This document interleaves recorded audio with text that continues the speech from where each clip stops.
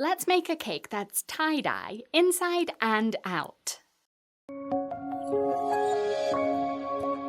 For tie-dye cake batter, divide your batter into 4 bowls, which you can weigh to make sure they're all equal or just eyeball it, and add food colouring to each one. I'm making yellow, pink and blue and leaving 1 bowl plain.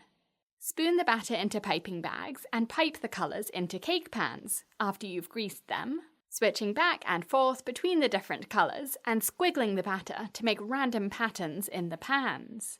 Drag a toothpick through the batter to mix the colours up a bit, and then bake as normal. I'm using baking strips around these pans, which help the cakes bake more evenly so that they don't burn on the outside while still being raw in the middle, and you'll find that they rise higher and with flat tops instead of domes. Divide the cakes in half if you want more layers, and then assemble your cake by alternating cake and filling. This is my 4-minute buttercream, and the recipe is on BritishGirlBakes.com. To frost the cake, start with a crumb coat, which is a very thin layer of frosting to trap any crumbs that come off the cake, so that they don't get into the final layer of frosting.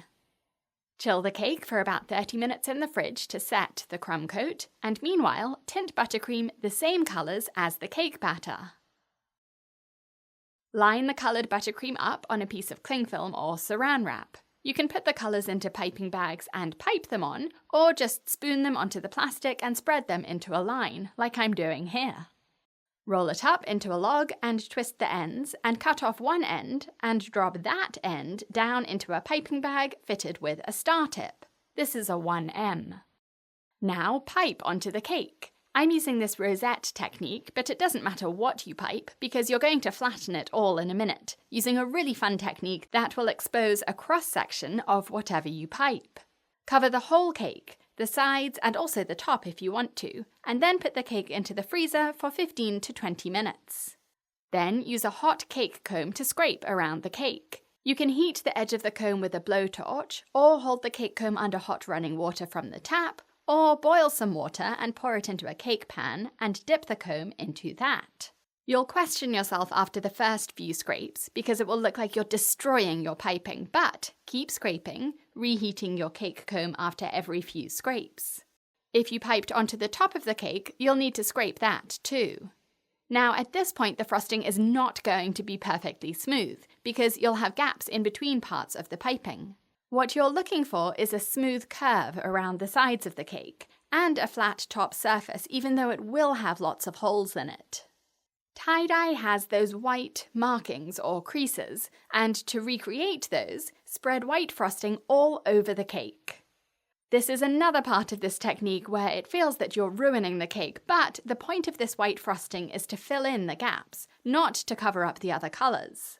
So after spreading it all over, switch back to your cake comb and scrape around the cake again to take off the excess white frosting and leave it only within the gaps in the piping. The white frosting will set really quickly because the coloured frosting is so cold, so using heat on your cake comb will make this much easier and quicker because it will melt the outer layer of frosting, instead of trying to scrape cold, hard buttercream off the cake. So, using the freezer to chill and then a hot cake comb to scrape, you've turned this into this.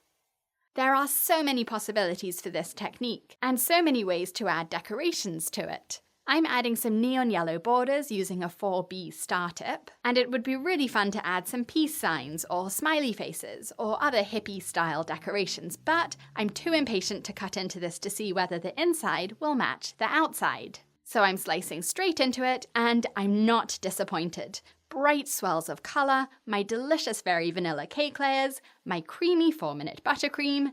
Perfection. Will you try this? What other design should I attempt with this technique? If you're new to my YouTube channel, welcome. Please click the subscribe button for new cake decorating tutorials every week, and visit my cake school on BritishGirlBakes.com, where I teach hundreds of cake decorating techniques and designs, and I also have membership so you can really take your cake decorating to the next level. Thanks for watching.